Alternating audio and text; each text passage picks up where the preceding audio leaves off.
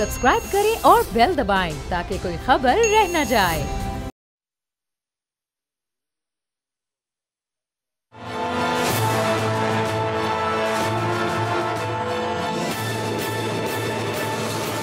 आप देख रहे हैं प्रोग्राम तजिया। मैं हूं अरबाब जहांगीर। मियां नवाज शरीफ 21 अक्टूबर को वापस आ रहे हैं, लेकिन उनकी इस वापसी से मुतालिक क्या अब खदशात पैदा होना शुरू हो गए हैं। मुस्लिम लीग नून तो पाकिस्तान के अच्छे दिनों को मियां नवाज शरीफ की वापसी से ताबीर कर रही है और मियां नवाज शरीफ को ही पाकिस्तान मुस्लिम लीग नून का फेस और अगला वज़ीर आज़म बनाकर पेश किया जा रहा है। लेकिन आज जो एक रिपोर्ट लंदन के हॉस्पिटल से सामने आई है, उसके बाद क्या सूरत हाल तब्दील होने जा रही है, क्या कुछ शकूक और खदशात पैदा हो रहे हैं मियां साहब की वापसी से मुतालिक, और जब वो वापस आ जाएंगे तो पाकिस्तान की सियासत में क्या तब्दीली आएगी, दूसरी जो सियासी जमातें हैं वो उनकी वापसी को किस तरह से लेंगी। पहले ज़रा रिपोर्ट के चंद अहम नुकात हैं वो आपसे शेयर करते हैं और फिर मजीद भी इस पर गुफ्तगू करते हैं। अब रॉयल प्रॉम्प्टन हॉस्पिटल है जहाँ से ये रिपोर्ट जारी की गई है और कार्डियोलॉजिस्ट हैं कार्लो डी मारियो, जिनकी जानिब से ये मियां साहब की तबीयत से मुतालिक बड़ा तफसीली तौर पर आगाह किया गया है और ये बताया गया इस रिपोर्ट में कि नवाज शरीफ अब भी दिल के आर्जे में मुब्तला हैं, उन्हें शुगर और दीगर अमराज भी हैं और इसी वजह से पाकिस्तान और लंदन वो जहां पर भी रहें उनका मुसलसल मेडिकल चेकअप होना ज़रूरी है।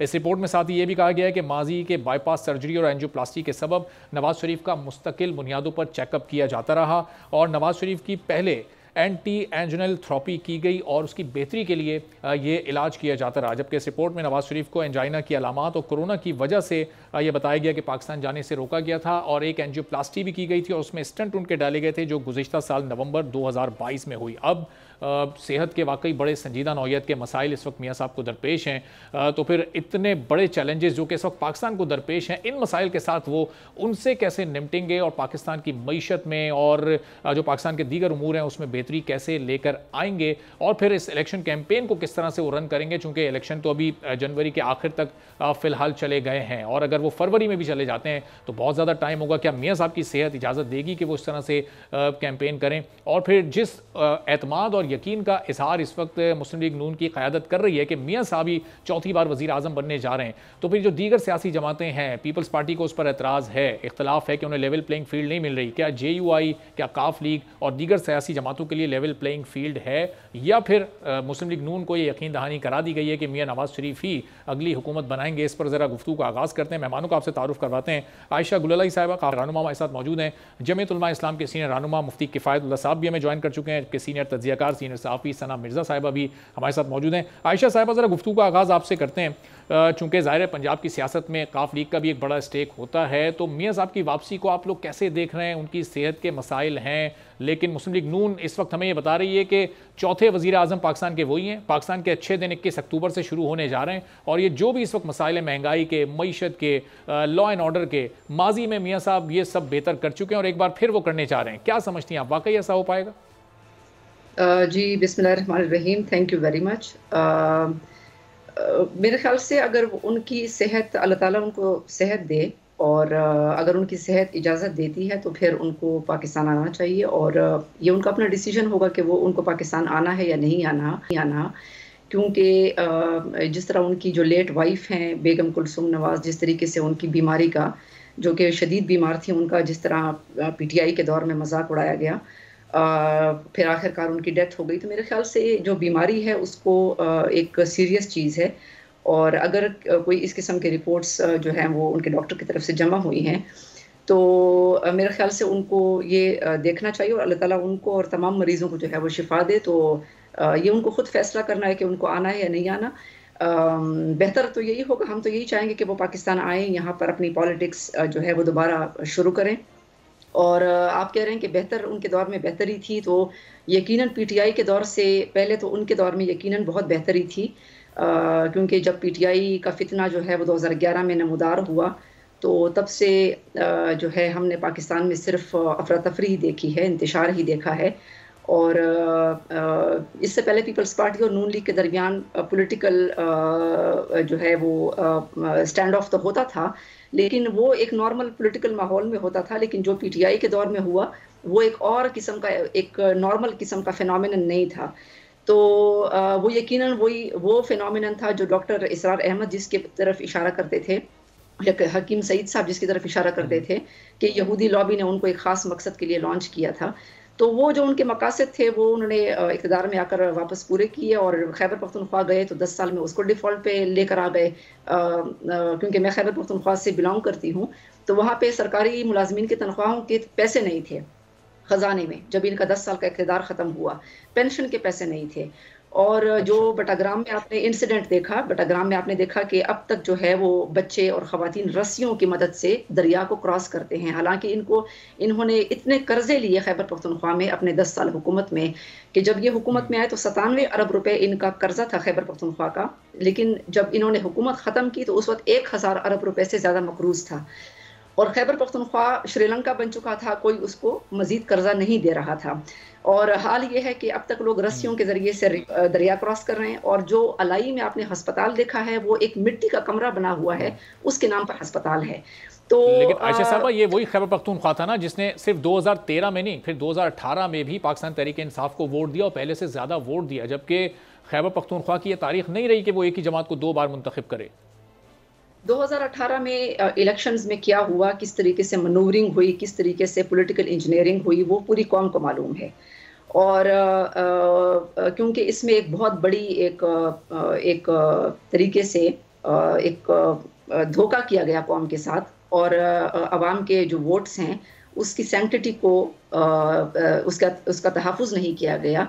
तो वरना तो क्योंकि मैंने तो उससे पहले जो है वो पार्टी छोड़ दी थी, वो इसलिए क्योंकि मुझे तो खैबर पख्तूनख्वा में हालात नज़र आ रहे थे, और ना 1 अरब दरख्त लगे, ना जो है वो 350 डैम बने, कुछ भी नहीं हुआ।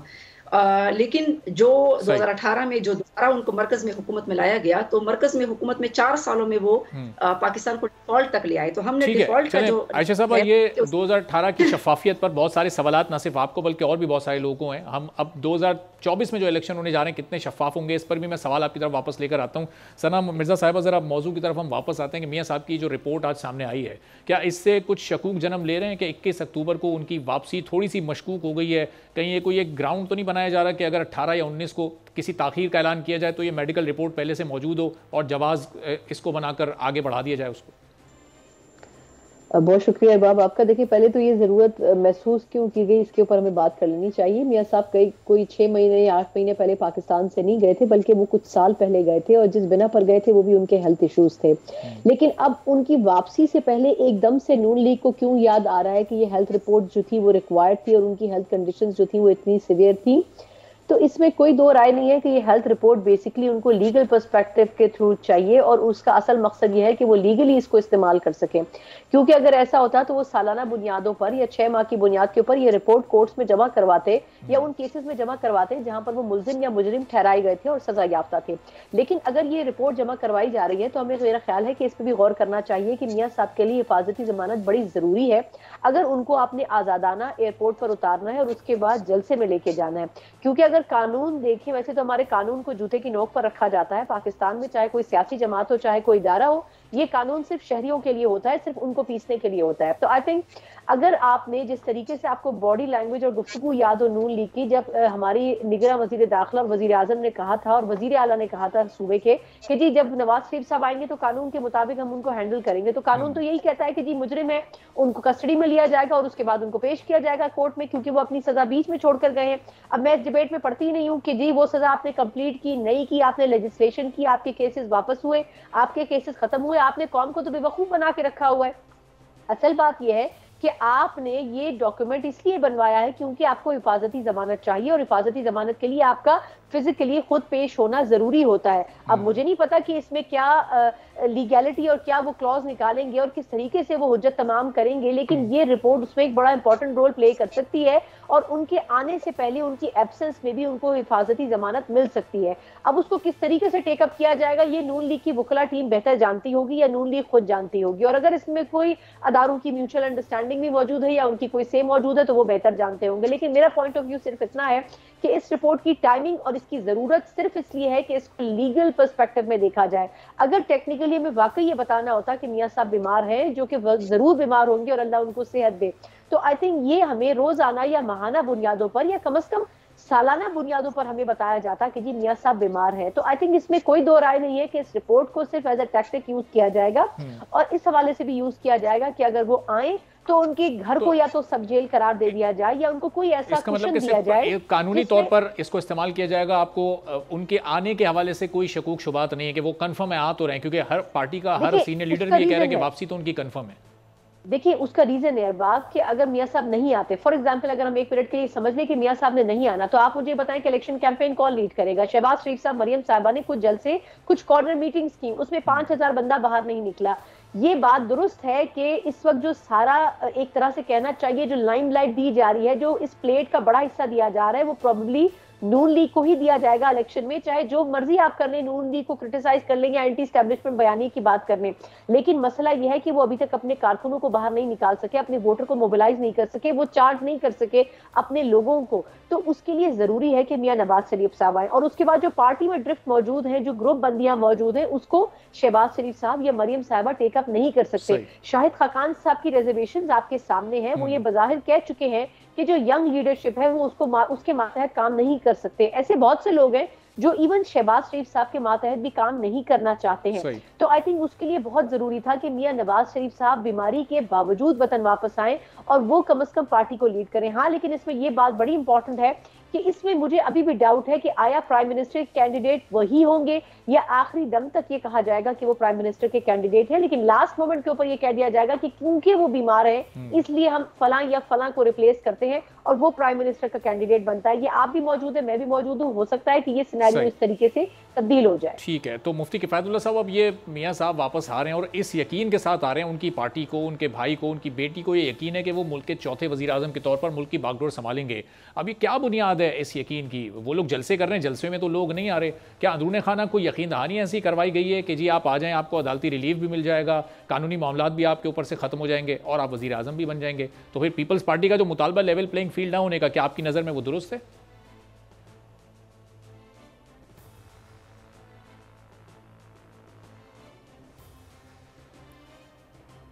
जी मुफ्ती किफायत साहब, आपको आवाज़ आ रही है? देखो आपको आ रही है जी, आपको ग्राउंड रियलिटी की तरह दिखाऊंगा। और वो ये पीटीआई और उसका चेयरमैन सियासत में मौजूद नहीं, जब आप उनको माइनस करें तो उसके बाद फिर कौन रह जाता है? तो पाकिस्तान मुस्लिम लीग नून ही रह जाती है। अब पाकिस्तान मुस्लिम लीग नून यानी इस वक्त जो हालात है, कल का कुछ नहीं कहा जा सकता, उसके अंदर यकीनन वो बड़ी पार्टी है। जब वो यकीनन बड़ी पार्टी है तो ये मानना पड़ेगा कि उनका जो नुक्ता इत्तेहाद है या लीडर है वो मियां नवाज शरीफ साहब है। तो मियां नवाज शरीफ साहब तशरीफ लाई, उनका मुल्क है और अपनी पार्टी की क्या करें। तो अगर इसी तरह ये इलेक्शन जारी रहा, कोई बड़ा अनहोनी वाक़या नहीं हुआ, तो बिल्कुल करेंगे क्या है कि मुस्लिम लीग नून को एक बार फिर बदल देना पड़ेगा।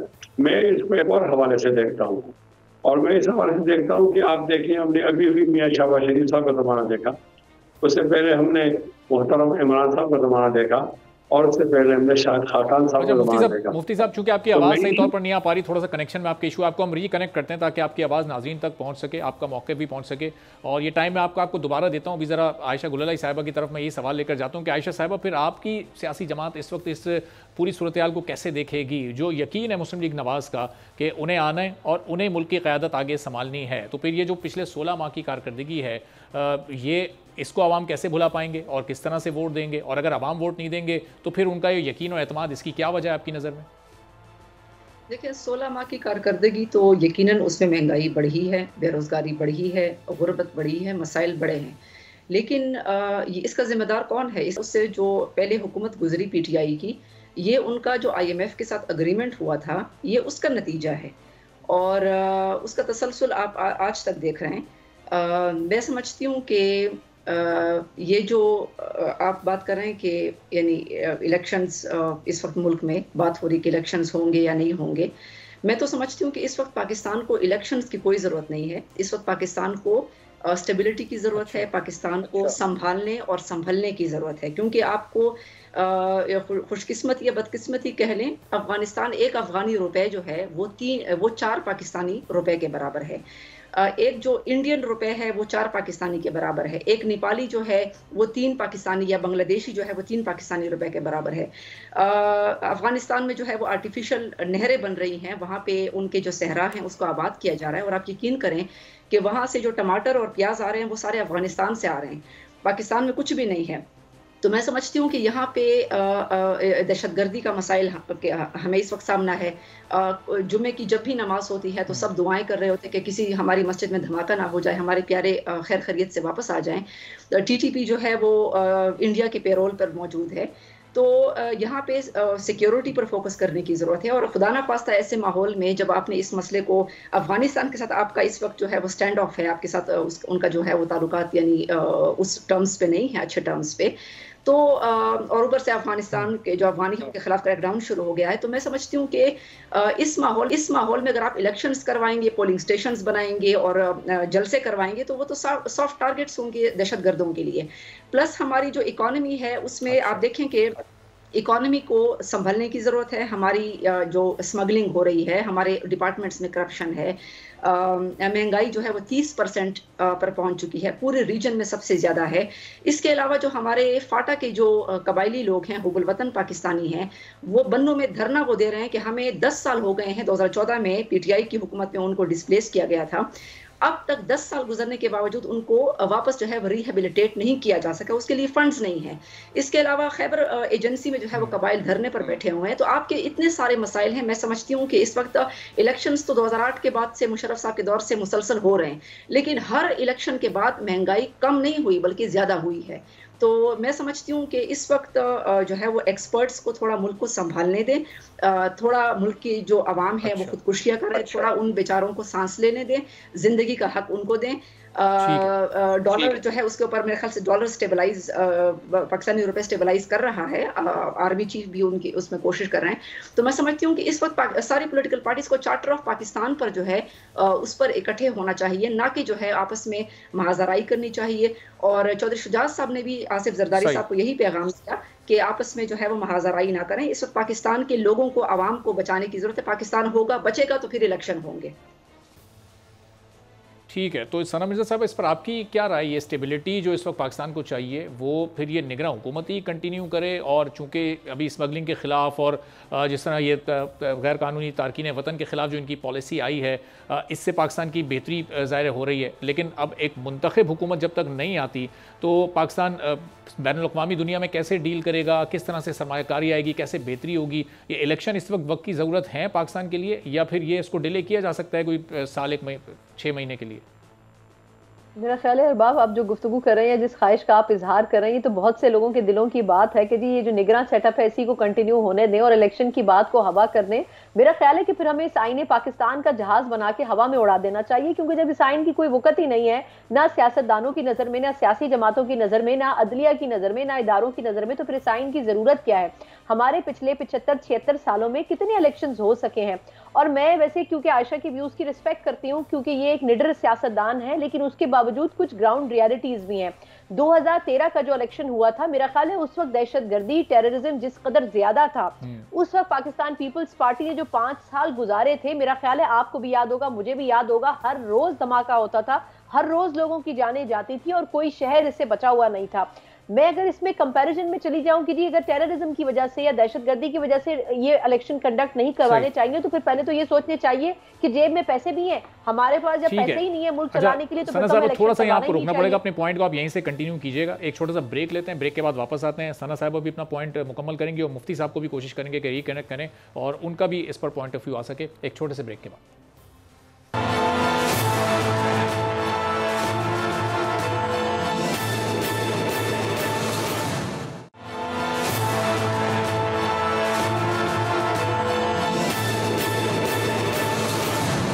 प्रोग्राम में एक बार फिर आपको खुशामदीद। किफ़ायतुल्लाह साहब भी हमें रीजॉइन कर चुके हैं। ब्रेक से पहले सना मिर्ज़ा साहिबा का पॉइंट अधूरा रह गया था। अब सना साहिबा, ये क्या इस सिक्योरिटी को रीज़न बनाकर या मौसम को रीज़न बनाकर या इकनॉमिक स्टेबिलिटी को जवाज़ बनाकर थोड़ी सी इसकी मुद्दत बढ़ाई जा सकती है निगरान हुकूमत की? इस पर आप अपनी गुफ्तगू कर रही थी, ज़रा पॉइंट मुकम्मल कर लीजिएगा, फिर मुफ्ती साहब की तरफ भी जाता हूँ।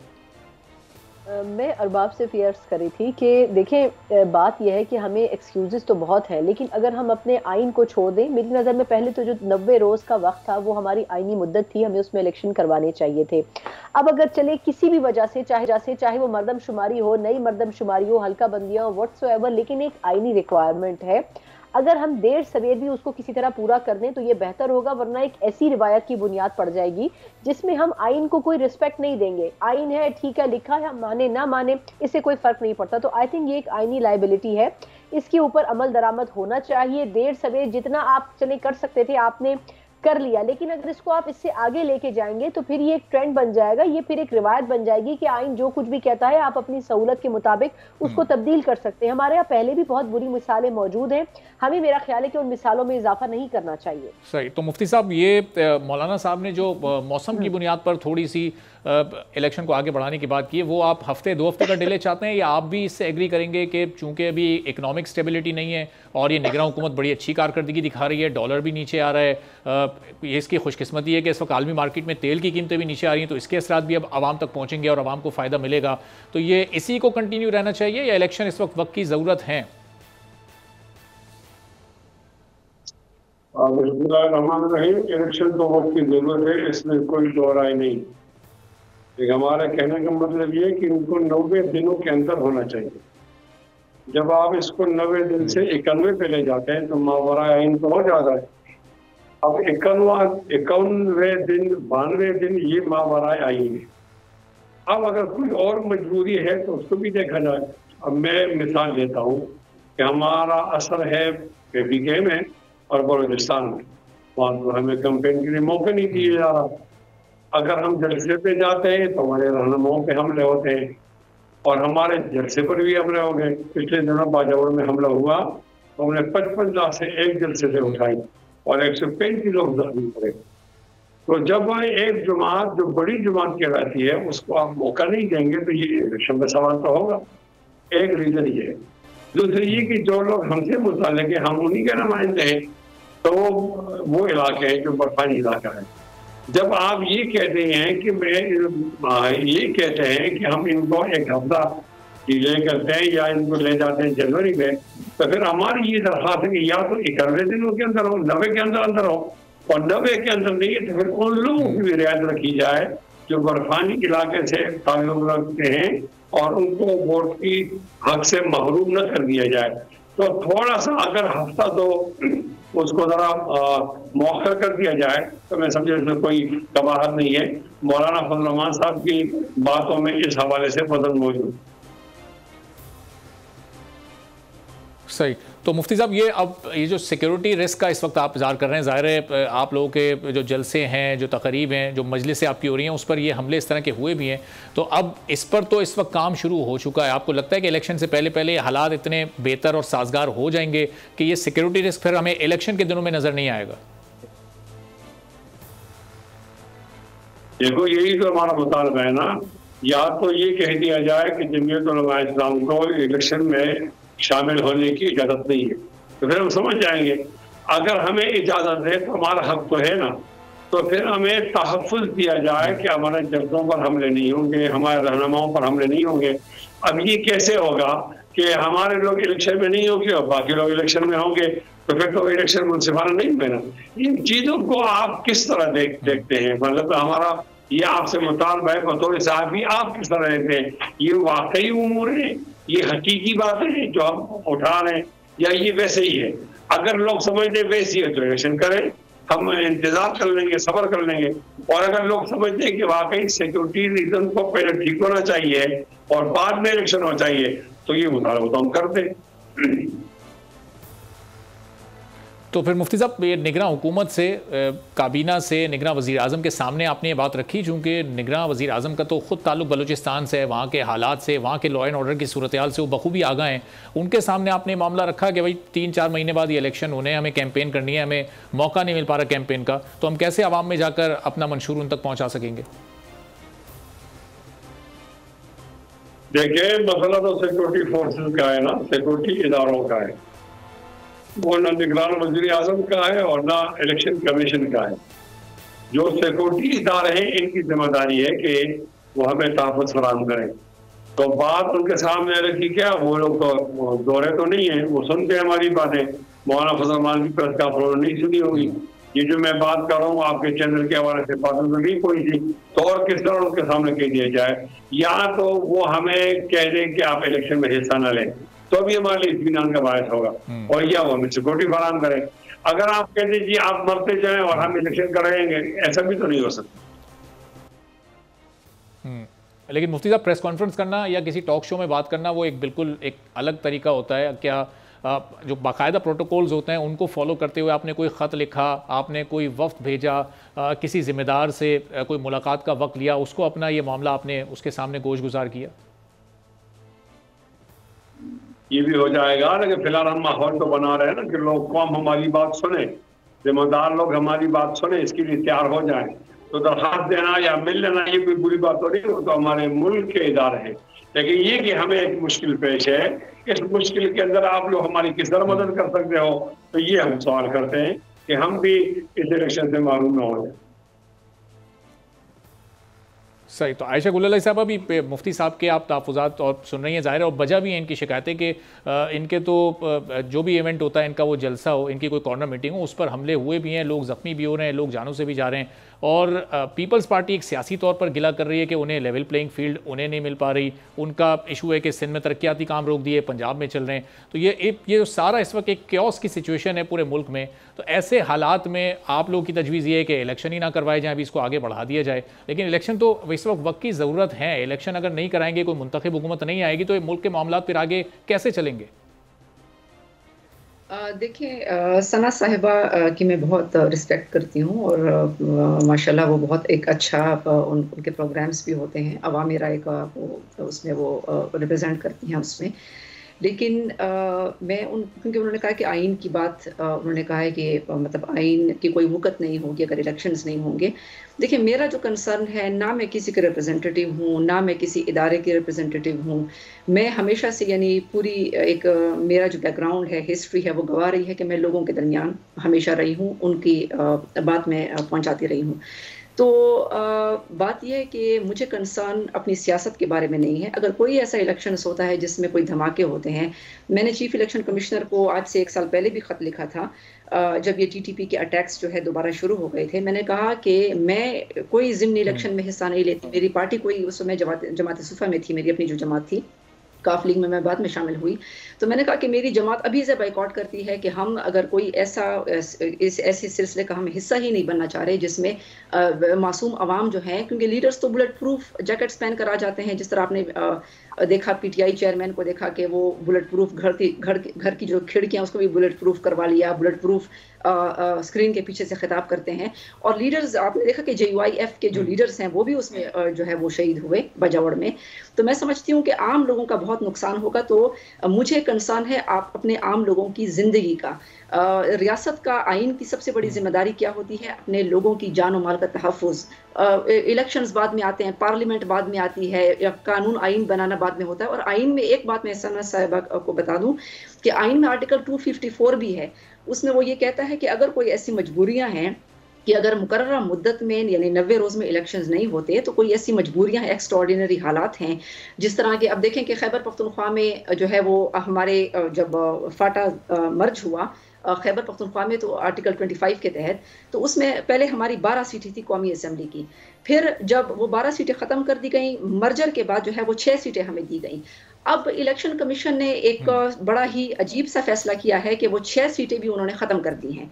तो ये जो हल्के ख़त्म कर दिए हैं, ये तो होना तो ये चाहिए था कि आबादी क्योंकि मरदमशुमारी में बढ़ी है तो हल्के ज़्यादा होने चाहिए थे फाटा के हवाले से, लेकिन वो हल्के उन्होंने कम कर दिए। तो हमारे मुस्लिम लीग काफ के उसके ऊपर तहफ़्फ़ुज़ात हैं, मेरे ख्याल से JUIF के भी तहफ़्फ़ुज़ात हैं कि ये कौन सा इलेक्शन होगा जिसमें आबादी की नुमाइंदगी ही सही नहीं होगी। तो इसके ऊपर एतराज़ात हो रहे हैं। ये तहफ़्फ़ुज़ात ये सिर्फ ज़बानी कलामी एहतजाज तक हैं, या फिर ये चूँकि एतराज़ात जमा कराने का भी मौका है, पूरा 1 महीना है, तो कोई 28 अक्टूबर तक अभी ये मामला चलेगा, तो आप लोगों ने अपने एतराज़ात जमा करवाएं इसके पास, इलेक्शन कमीशन के पास इन रिटर्न में?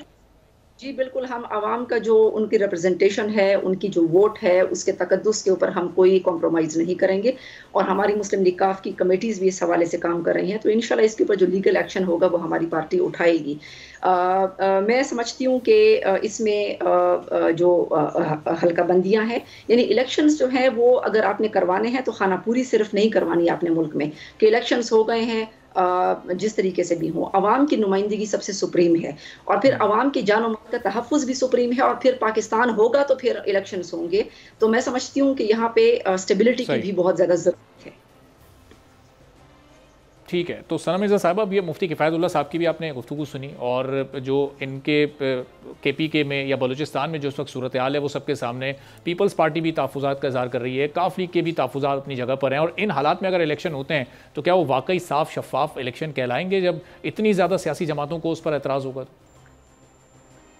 देखिए, मेरा ख्याल है कि हर पॉलिटिकल पार्टी जो है वो अलग अलग तहफ़्फ़ुज़ात का इजहार कर रही है। किसी पॉलिटिकल पार्टी को हल्का बंदियों पर रिजर्वेशन है, किसी को दहशतगर्दी की कार्रवाइयों पर है, किसी को हल्के ख़त्म होने के ऊपर है, जैसे आयशा साहिबा फरमा रही थी, और किसी पॉलिटिकल पार्टी को लेवल प्लेइंग फील्ड ना मिलने का जो है वो रिजर्वेशन है।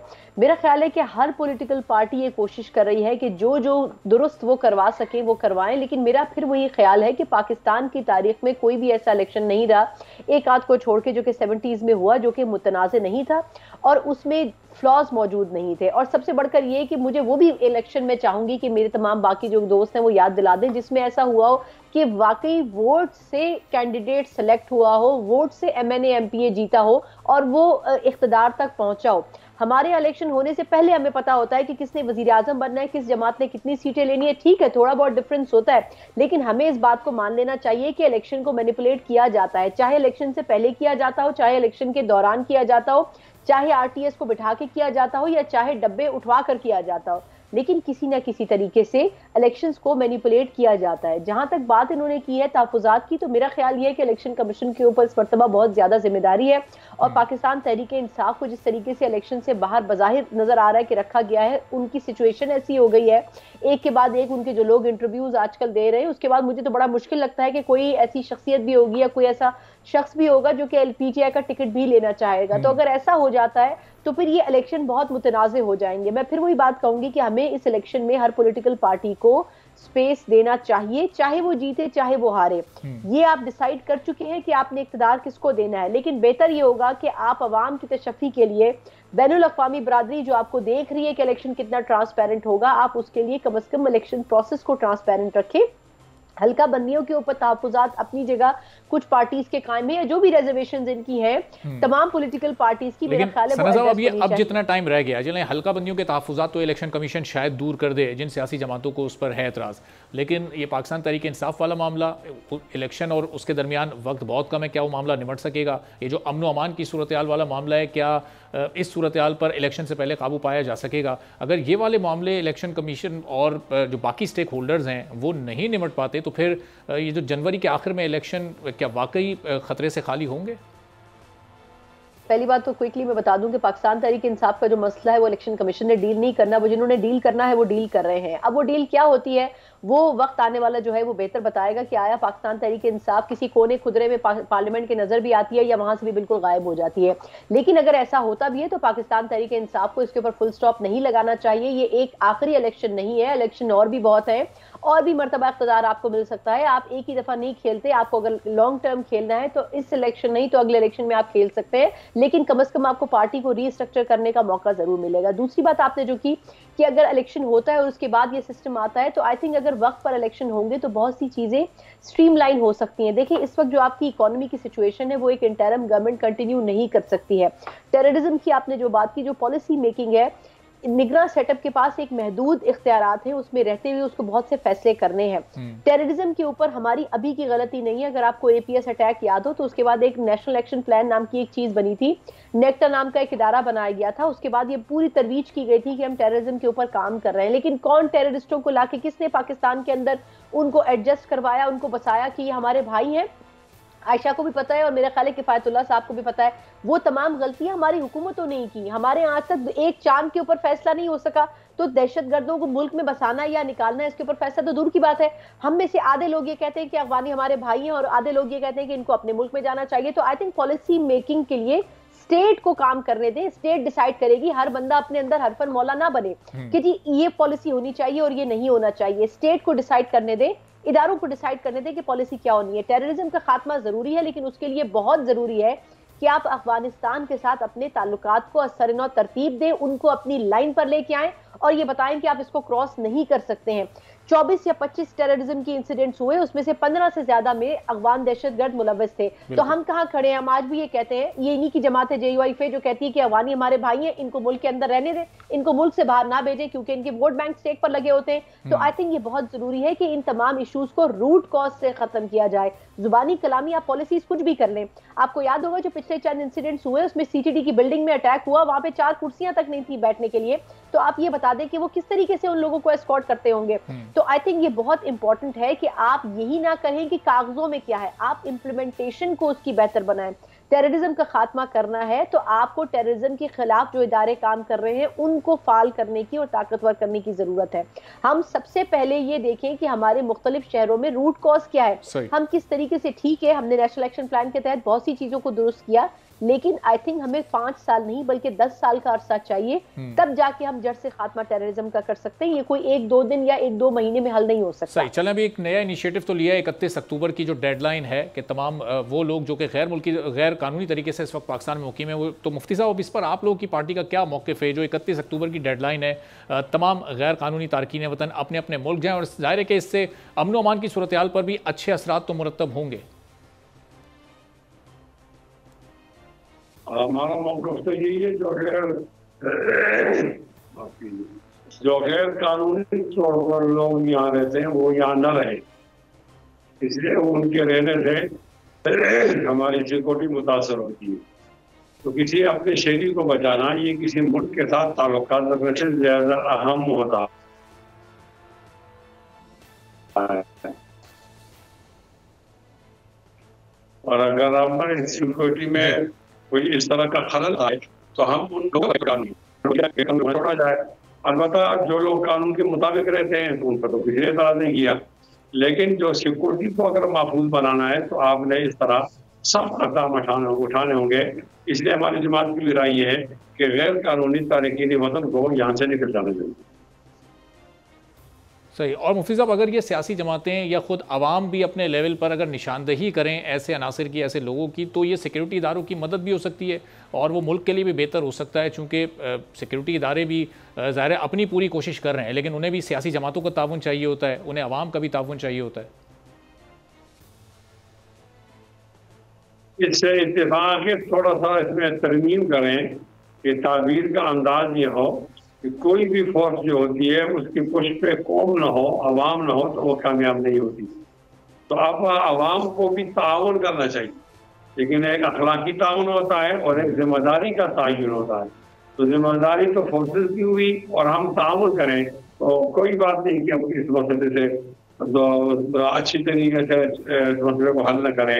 यानी मैं इसको मानता हूँ कि कौम को सिक्योरिटी फोर्सेस के साथ ताउन करना चाहिए। सही। तो आयशा गुलालाई साहब, अब ये चूँकि जी चलें आप ऐड कर लें पहले। जी, मैं ये कह रही हूँ कि बिल्कुल ठीक बात है कि ये गैर कानूनी लोगों को नहीं रहना चाहिए, लेकिन जो आपको नरमी से एक तरीके से आपको हासिल होता है, जो आपको रिजल्ट्स हासिल होते हैं। देखिए, अफगानिस्तान आपका पड़ोसी मुल्क है, उस पड़ोसी को आप चेंज नहीं कर सकते हैं। और TTP का जो खात्मा है वो हम दोनों ने मिलकर करना है, दोनों ने मिलकर कोऑपरेशन से करना है। अब ये जो अफगानी है, मैं समझती हूँ कि इसमें जो टेररिस्ट हैं, यकीनन उसमें कुछ टेररिस्ट भी हैं जिनको इंडिया फंड कर रहा है, तो उनके हवाले से सिक्योरिटी फोर्सेस के साथ हमारा मैक्सिमम ताउन हमारा अवाम का होना चाहिए। लेकिन इसमें केस टू केस देखना चाहिए कि कौन इलाज के लिए आया है, कौन जो है वो तालिबान हुकूमत की धमकियों की वजह से उन्होंने पाकिस्तान में पनाह ली है, या कोई वीज़े के इंतजार में बैठा हुआ है, या कोई तालीम के लिए आया हुआ है। तो case to case immigration case को देखना चाहिए। ये ना हो कि एक लाठी से सबको हाँके, क्योंकि फिर इस सूरत हाल में आपकी नफरत पैदा होगी और जिससे फिर भारत आपका फ़ायदा उठाएगा। तो हमें कोई ऐसा सिचुएशन नहीं चाहिए, एनवायरनमेंट नहीं चाहिए जिसमें आपका अफगानिस्तान हुकूमत के साथ आपके प्रॉब्लम्स जो हैं वो ज़्यादा हो जाएँ और TTP के हमले यहाँ पर ज़्यादा हो जाएँ। ठीक है, तो सना साहबा ये केस टू केस अगर हम आयशा साहिबा की तजवीज़ सामने रखें और इस तरह से अगर इदारे काम करेंगे तो फिर तो ये कई साल दरकार होंगे, चूँकि ज़ाहिर है 42 लाख लोगों को चेक करना कोई आसान काम तो नहीं होगा। उनकी वजह को समझना और उनके मसले को जानना, परखना और फिर कार्रवाई करना। बताएं कि अमेरिका को अफगानिस्तान से निकले हुए कितना अरसा हो चुका है, आपको भी पता है, मुझे भी पता है। ये जो 11 या 17 लाख के करीब लोग मौजूद हैं जिन्होंने दूसरे मुल्कों में जाना है, ये क्या तय हुआ था? ये तय हुआ था कि जी पाकिस्तान में इनको कुछ अरसे रहने दें, इनको वीजे दिए जाएंगे और उसके बाद इनको पाकिस्तान से भेज दिया जाएगा। आज कितने माह हो चुके हैं, क्या उन मुल्कों ने इनको लिया है? ये पाकिस्तान को सिर्फ बेवकूफ बनाने की एक कोशिश है। 30 लाख से ज्यादा लोगों को पहले ही पाकिस्तान अपनी गोद में रख के बैठा हुआ है और उनके हाथ पे और उनके सर के ऊपर छतरी भी रखी हुई है कि जी हमने अफगान पनागुजीनों को रखा हुआ है। वो जमाना चला गया जब हम फंड लेते थे, हम ये कहते थे कि जी पनागुजीन हमारे पास मौजूद है, आज हमें कोई 4 टके नहीं देता। हमें ये रियलाइज करने की जरूरत है कि गवर्नमेंट उन 30 लाख अफगानियों के बारे में बात नहीं कर रही है, गवर्नमेंट उन 17 लाख के बारे में या गालिबन 11 लाख के बारे में बात कर रही है जिनको पिछले कई माह से उन तमाम मुल्कों में, जिन मुल्कों में उनको भेजा जाना था, उनको वीजे नहीं मिले क्योंकि वो मुल्कों उन्होंने इवेंचुअली उनको नहीं लेना या वो उसके लिए डिले टैक्टिक्स से काम ले रहे हैं, इसलिए क्योंकि वो जानते हैं कि इनका बोझ उठा के उनको कुछ नहीं मिलेगा। लेकिन पाकिस्तान में कोई पूछने वाला नहीं है। आज आप इस्लामाबाद के किसी होटल में भी चले जाएं, आपको कोई कमरा नहीं मिलेगा क्योंकि वहां पर अफगानी रह रहे हैं। आपको ये नहीं पता कि उनकी क्या डॉक्यूमेंटेशन है, उनका कहां आगे पीछे, आपको कुछ नहीं मालूम है। इसी किस्म के लोग टेररिज्म में भी अगर इन्वॉल्व हैं तो आपके पास कोई डॉक्यूमेंटेड प्रूफ नहीं है।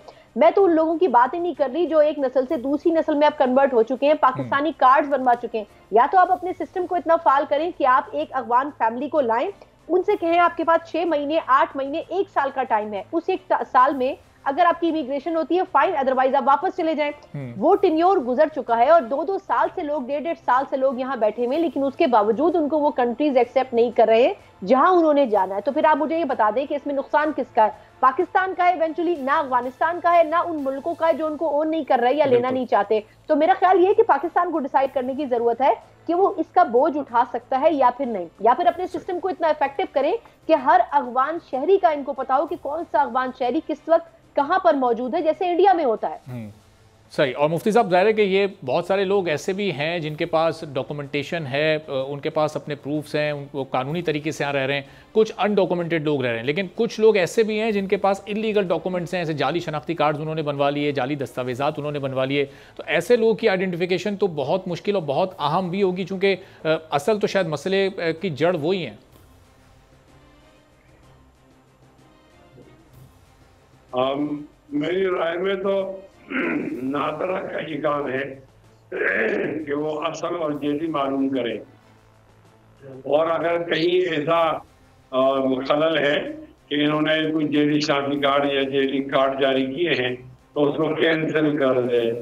बहरहाल हमारे मसले का हल ये है कि गैर कानूनी तरीके से रहने वाले लोग यहाँ से चले जाएं।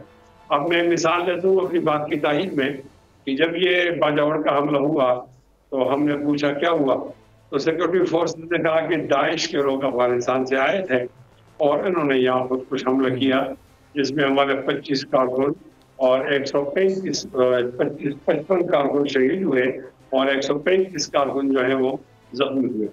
अब ये बाजावर नजदीक है उनके, तो अगर बॉर्डर सील हो तो ऐसे लोग तो नहीं आएंगे, ज़ाहिर वो लोग जो आएंगे तो कानूनी लोग नहीं है।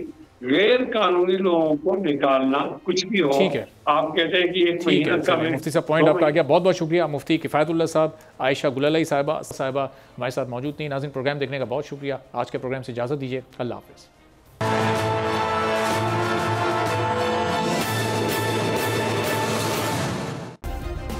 सब्सक्राइब करें और बेल दबाएं ताकि कोई खबर रह न जाए।